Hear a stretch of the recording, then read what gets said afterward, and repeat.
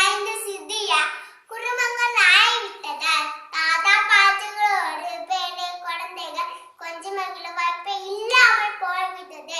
மேலும் இன்றைய தலைமுறையினர் வயதானவர்களை தங்களுடன் வைத்துக் கொள்ள விரும்புவது இல்லை.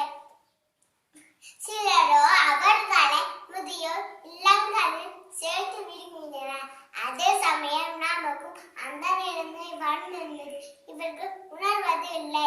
அன்பும் அறிவும் அள்ளி தந்த தாத்தா பாட்டியே உங்களை முதியோர் இல்லத்தில் சேர்ப்பது உங்களது குழந்தைகளின் சுதந்திரமாக இருக்கலாம். ஆனால் உங்களோடு வாழ்வதும் உங்களை அதாப்பதும் என்னை போன பேரை குழந்தைகள் முதல் கடமை. காரணம், நீங்கள்